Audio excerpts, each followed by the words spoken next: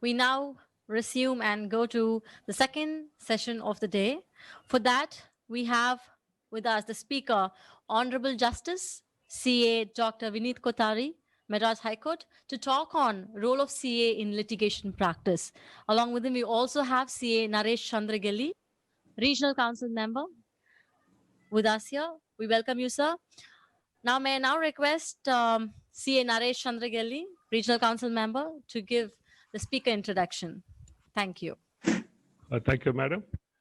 Good evening to all the members. Welcome to the speaker of this session, Dr. Justice Vineet Kothari.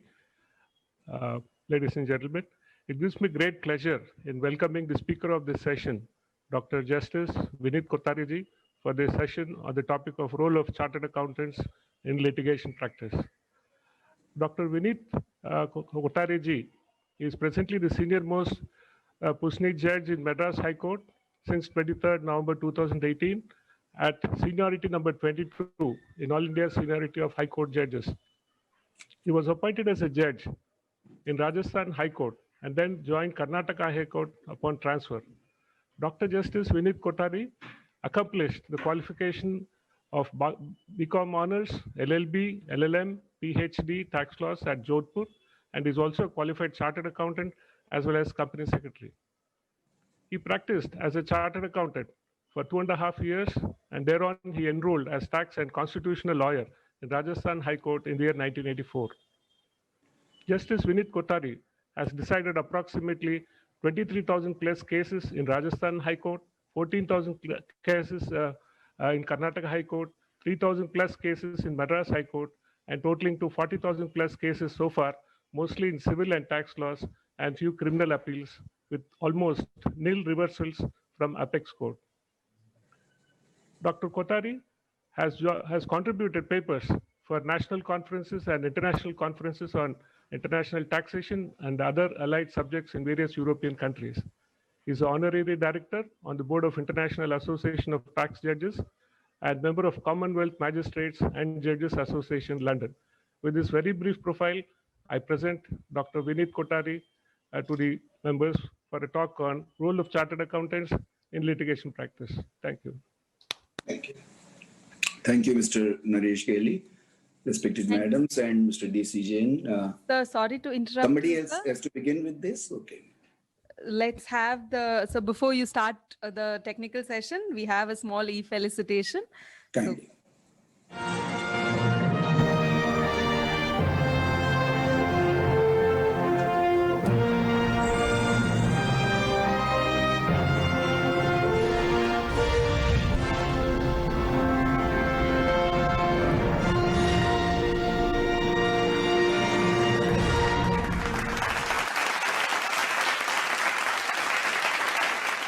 Their bit for the development of the Institute's path of progress. And I was very happy to recently see that the Institute has opened its 3 chapters in 3 countries of Europe, Belgium and other places. That is very good, big news. I congratulated Mr. Atul Gupta, the president. In another conference on Constitution Day, 26th November, we were together in the Institute organized.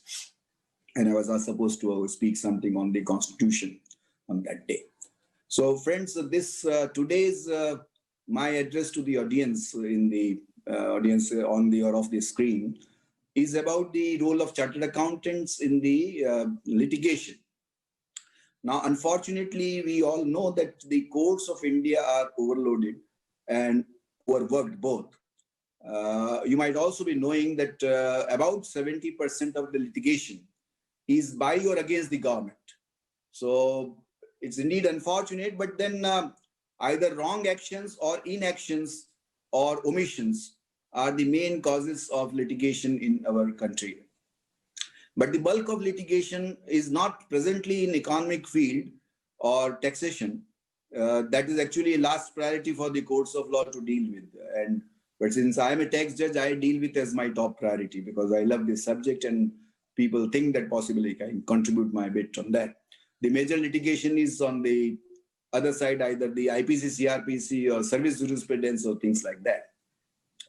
So the role of chartered accountants, if we want to discuss in litigation country, in my humble opinion, It is mainly in the field of economic legislations and taxation. But that is again a very, very big field in a way, and litigation with very high stakes is in these fields. Therefore, why chartered accountants should not really be coming to the courts and assisting the courts or judges is a very moot question, which is really, in my opinion, a burning question.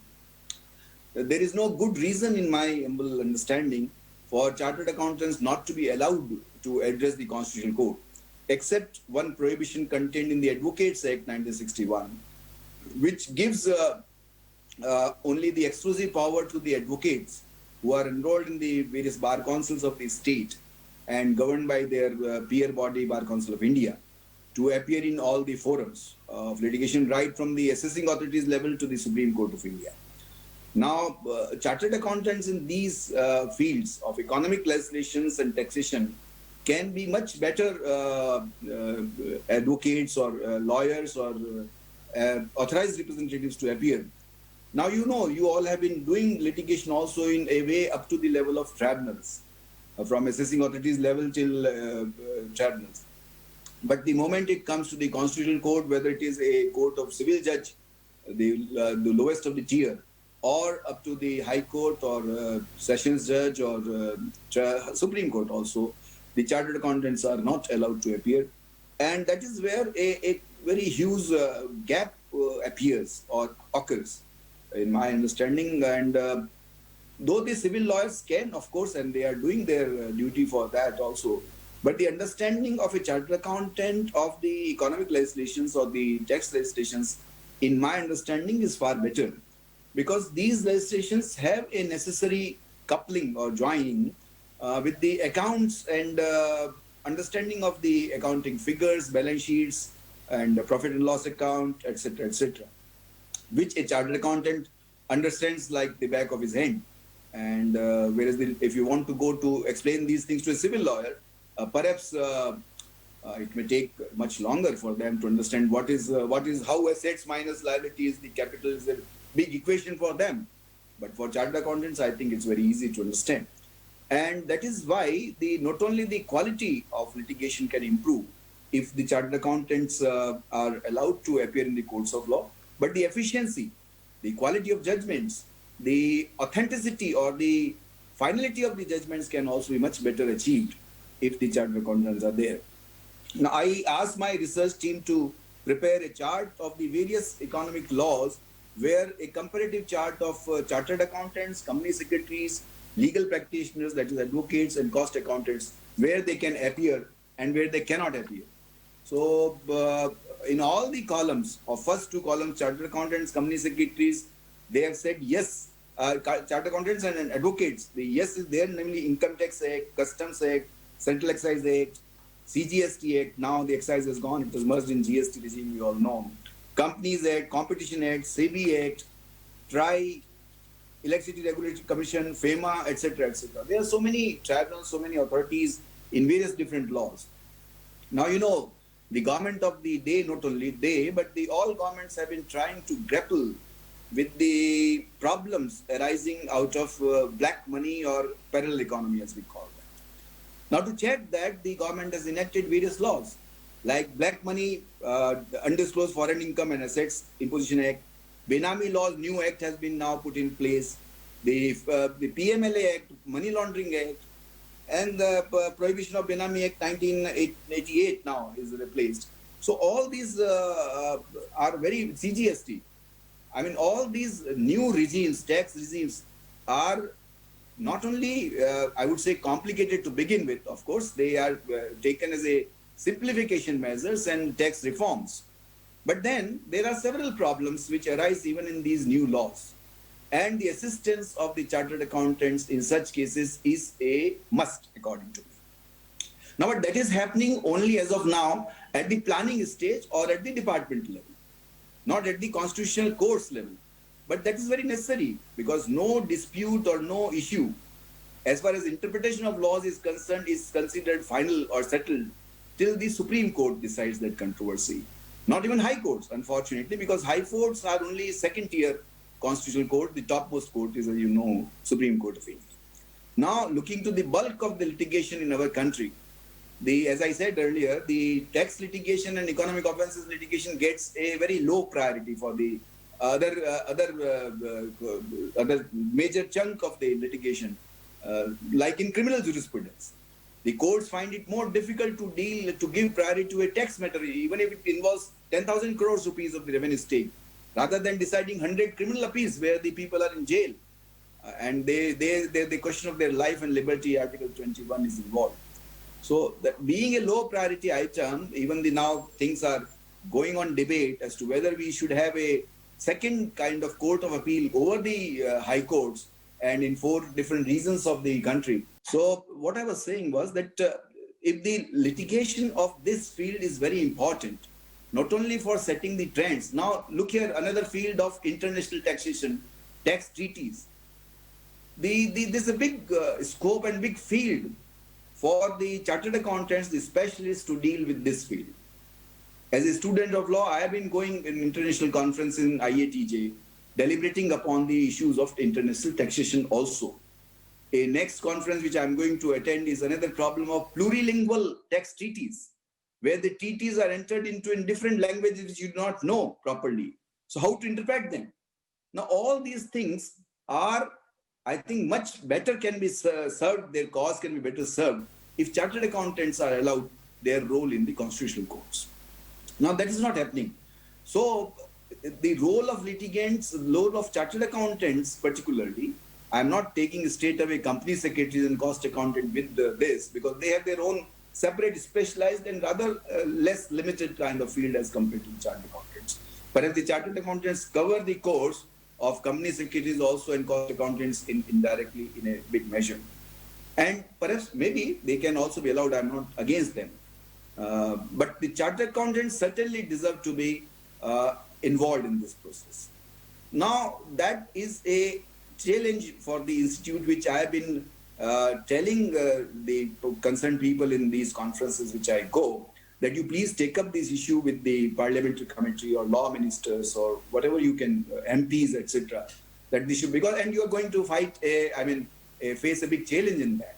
The advocates in general are not going to allow chartered accountants to occupy their field and come in the courts of law, because definitely chartered accountants turned into advocates have a very quick edge kind of thing, in particular in these type of cases. I have felt that myself, and all of us, like in the constitutional courts who practice as lawyers who were chartered accountants, immediately acquired a sort of edge in this kind of litigation, because the judges also felt more comfortable with the chartered accountant advocate if he was arguing a tax matter or a particular problem relating to balance sheet or accounts or whatever, money laundering act, etc., etc. So this is the requirement of the day, I would say, for the total better administration of the justice in country, in India, where it is now almost with the liberalization, it has become a global village. You can't only remain in the boundary of the India for the trade and economics. You have to look worldwide, throughout the planet. And therefore, all these issues of the interpretation and controversies and ease of dispute resolution, which is a very big issue for the international trade, unless the disputes are resolved quickly and properly, the faith of international MNCs in various countries, in our country, will not increase. And that will not give rise to ease of business as we understand. And unless that is there, probably the trade itself is affected, and in a big manner. Therefore, we have to think on a matter of policy scale as to how the role of chartered accountants in the dispute resolution in these complex fields has to be made more effective and concrete and clear. And for that, certain laws will definitely require to be amended. And that has to be done by a exercise in parliamentary lawmaking.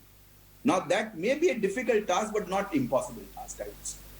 It is just a matter of inserting one proviso or one provision in the Act that in the particular type of litigation, the chartered accountants will also be eligible to appear in the courts of law.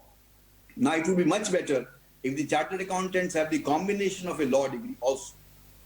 Because you can't argue or appear in a case exclusively on the basis of your special knowledge as a chartered accountant.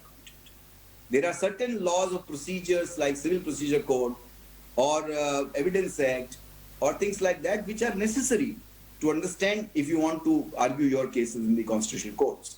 And therefore, on the other side of the coin, I would also urge the institute to amend their curriculum in such a manner where these laws, which are important for the practices in the constitutional courts, is also properly and extensively taught to the chartered accountants, any stage, either intermediate or final or whatever, as they say. Now, this can make effective. Now, look for IBC, look for new your SURFACE Act, this Money Laundering Act. You are given a wide field. Chartered accountants already have a very wide field to appear and discharge their professional duties in these roles of insolvency professionals and things like that. There you are doing. But as I said, the controversies do keep on happening and arising out of this entire discharge of your duties in these fields. And the finality is acquired only in the courts of law. There, your absence in the courts of law is indeed I would say, a gap in the dispensation of justice in this regard. And therefore, it's very important to understand the role both for the Parliament and for the Institute of Chartered Accountants India to bridge this gap. And that is where I think people like me and people like others who have crossed this bridge or have worked on both the sides of the field can perhaps throw light in a better manner out of their experience that why it is necessary. As it is, we feel, and you all know from the media reports and all this and that, in our legal profession, there is a saying, there is always a crowd at the bottom, but room at the top. As advocates, there may be thousands of people with black coats working in the courts of law. But the quality of lawyers is a very, very distinct thing, and you can count few with the quality of lawyers who can really contribute to the development of law in the courts of law. So the numbers and quality, that in this field is already an issue for which the several reforms are being talked of, for the continuing legal education of the lawyers, for conferences, for improving the standards of the LLB courses, schools of excellence, law schools, which are only 20 in number, 2021 in the country. They produce 5 years law graduates with some amount of good quality. The 3 years law course, which I also did, I know for sure, I did not learn anything very additionally great. Since I was doing my CA and law together, I virtually walked through. But now the law itself is a course of choice of many young boys and girls who want to adopt career in law, because that is not only lucrative now, but is very really important. And this overall, you see, balances not only the economy of the country, but the law and order as such in the country. The main object of the constitution, the main object of the various laws, statutory laws, is to provide a fine balance of development. Therefore, role of advocates as well as chartered accountants is very important. But as of now, what we are seeing is there is a gap. We chartered accountants, or you people as chartered accountants, do the planning stage, do the project stage, presentation, compliances of various statutory requirements, filing audit reports, various other reports, etc., etc. But these only becomes pieces of evidence, finally. These are documents or reports which are scrutinized by the courts of law at whatever level. And it's a very great responsibility is cast upon the chartered accountants in the various laws now, which can be used against them to personally hold them liable. And therefore, it has become a serious business. You can't possibly discharge your professional duty in a casual manner now as chartered accountants, as I understand. If that is the seriousness, that is the kind of responsibility which the laws intend to cast upon you, I fail to understand why you should not be part of the entire process till end. Take, for example, of people like Mr. Harish Salve. They became great constitutional lawyers and tax lawyers, though Mr. N.A. Palkiwala, his guru, was not a chartered accountant. But he knew very well the importance of a chartered accountant turning into a lawyer. So these people acquire a kind of in-depth understanding of these laws in a much better manner. because they have that background, because our institute prepares us, trains us, examines us in all those points and issues where we have to not only learn to work hard, but work in a very, very precise, pointed manner. While we do CA, we know we have to do both extensive and intensive studies, as we know, Colin. Now, if we are trained in that manner, those kind of lawyers who are chartered accountants can definitely contribute more. Now, the other aspect of the matter is that should the chartered accountants leave their practice as CAs and then shift to law field like I did in 1984? Perhaps the day has come when it is not necessary. You can, exactly, this is not riding the two horses, as they say in English maxim, that you will fall if you try to ride two horses. This is only discharging your role as chartered accountants in the courts also. For that, only a permission of law, a sanction of law is needed, which can very well be provided. There is no, in my understanding, no serious impediment except a mentality of the crowd of advocates who will feel that their bread and butter or their cake will be shared by chartered accountants if they are allowed to appear in the courts of law. But then ultimately we need, for the good of the country, this thing, therefore we need it. So these are the issues which, in my understanding, are very, very important to be understood by us. And I'm happy that this issue was taken up by SIRC at this stage. And it is not a very new issue. Right from beginning of last 20, 30 years, I've been seeing. At that time, when I did my both courses simultaneously, the institute used to grant permission for only one additional course with their CA. So I did my CA and law together, then company secretaries was a postal course, therefore I could do it simultaneously. But in my understanding again on that issue is that if somebody can undertake that responsibility of doing two courses together or three courses together, what is the need of any restriction? If you can work harder, you can get better. So there's no difficulty in that.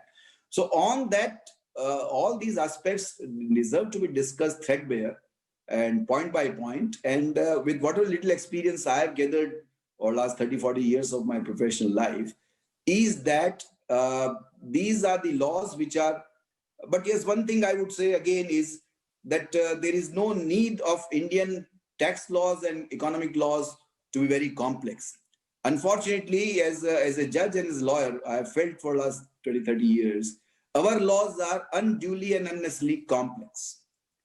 There are sections after sections, there are subsections after subsections, then there are provisos, then there are explanations, then there are notwithstanding clauses, then there are whatnot. If the courts strike down something, there is immediately validation law.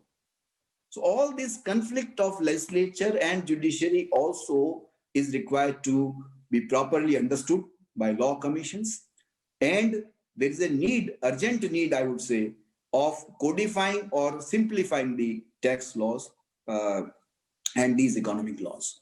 Now, the other day, I was attending a conference of PMLA, Money Laundering Act.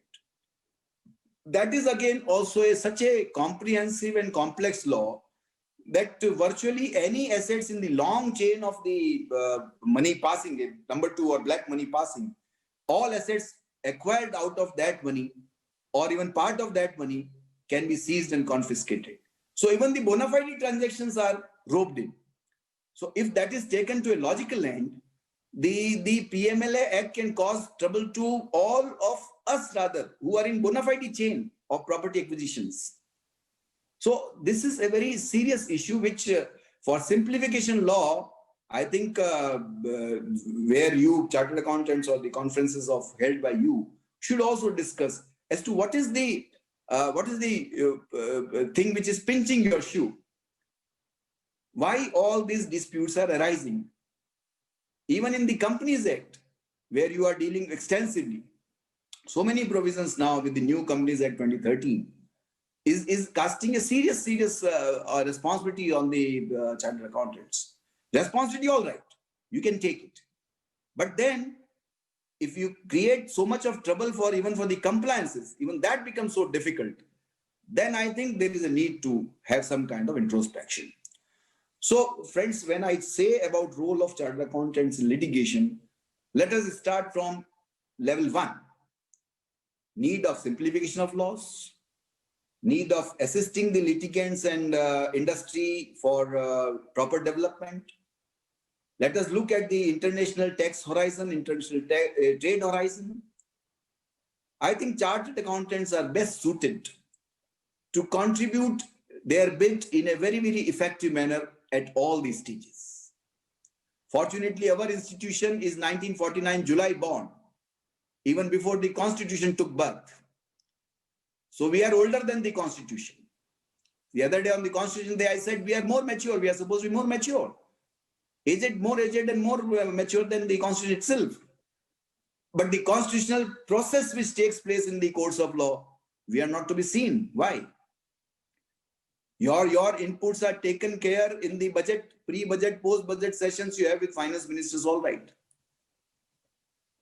I don't know how much is really done on that basis, because the government of the day has its own compulsions and the restrictions for the reforms. And the other thing, just incidental I'm saying, is this complexity of Income Tax Act, in my understanding, is arising more on account of the every year amendments by finance bills or finance acts to the Income Tax Act. This practice has to be totally done away with. Whatever incentives or benefits you want to give a particular sector of industry or a particular section of people or trade or economy, the government should create separate schemes for that, for which enough powers are already there with the central government. By inserting explanations and provisos and subsections and section 10, A, B, C, D, E, F, G till end, and then 80 A, B, C, D till end, various multiple provisions. This is absolutely useless. There is no need to complicate the law in such a manner when you would like to achieve all the targets of development through the process of Income Tax Act only. This is one big step of simplification which I suggested in other conferences.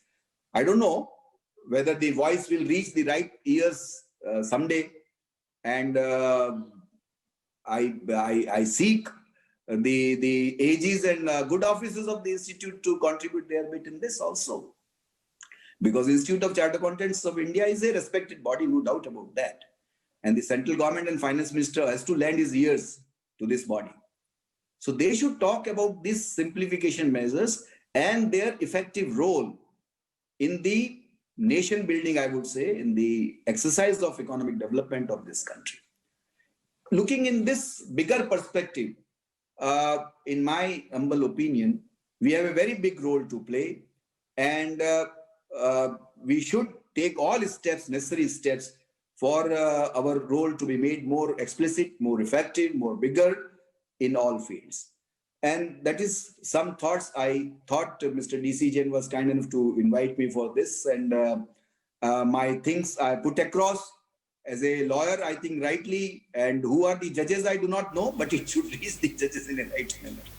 And I once again thank you for giving me this opportunity. It's always a great pleasure to be associated with the seminars and conferences like this, and give your opinions and understandings, so that the overall benefit or good takes place. Thank you very much. If there are any questions also on this, yes, I'll be happy to answer. Thank you so much, sir. May I now request our chairman SIRC to speak a few words. Thank you, Vinit sir. In fact, excellent thoughts shared with us, and there are around more than 3,000 plus who have registered for the program. They are all watching, and whatever messages you have given, we'll take it through the appropriate channels, sir. Only one quick question I would like to ask, sir, because I think you have got the flavor of all. You have a chartered accountant and an advocate. What is your message to the people who are just passing now, that how they should kind of plan their things, if at all they have a small flair for law? And what is advice for the senior people who are 50, 55 plus as well? Your thoughts, sir. For the youngsters, I would say they should join the law practice. and for seniors also, if they are inclined, because the only thing which I felt is perhaps a better debating skills or expressions of debating. Somehow our institute does not have any kind of these kind of courses or these kind of orientations, how to present or how to speak more effectively. Even that aspect deserves to be looked into by the institute. Some courses in law, in law courses, what is happening? Moot court is held on practical basis. So the young lawyers, boys and girls, get acquainted with the manners of appearing in the court, how to present their cases, how to prepare the pleadings, what to write, what not to write, when to speak, when not to speak. All these are very important things. So like I shifted from CA profession to law profession after 2-3 years of my practice as CA, I would invite, and I've been saying to all audiences where young people are involved, that if they have inclination to make a mark, they should do law with CA, and instead of practicing as chartered accountant exclusively, till this kind of practices are allowed, that you are allowed to appear in courts also, you should practice as lawyers, and you are most welcome. And as I said earlier also, there is always crowd at the bottom, room at the top. And within 2-3 years, if you practice as lawyers, you will definitely make your mark and probably earn more than a chartered accountant, if that is the criteria to decide. And senior people, of course, can also, now these are the days of big law firms. So big CA firms can also have their compositions of chartered accountant partners who are practicing as lawyers also, or are doing the litigation side also equally effectively. So it's a total seamless assimilation I want in these two professions, and that should be the idea. Thank you so much, sir. The message is very clear. Do CA and then do law and then practice as a lawyer. Then as And we need good lawyers in legal field. We need, really, the need word is overemphasized. We need good lawyers. Thank you. Thank you so much, sir. Over to the MCs. Sir, thank you so much. We again cordially thank you on behalf of SIRC of ICAI for your time. It's very valuable, we all know. So thank you so much for that. And we take with us your emphasis on CA plus law, which is an incredible excellence. The emphasis on the combo. We will surely cogitate on that suggestion and thought that you have instilled in the professionals today. Thank you so much, sir. We are so glad to have you with us here today. Sir, someday we'll invite you to the institute and Madurai once this pandemic scenario is getting over. I think, except overriding reasons, I'm always available. Thank you. Good luck. Thank So I you so can have your leave, sir, now? Thank you. Yes. Thank you, sir. Thank you. Thank you. Thank you very I much. also thank the regional council member for joining us in this Thank session. you. Before we move on to the next part of today's program, we have the acknowledgements video. Followed by awards. Yes, followed by the awards. So everybody stay tuned.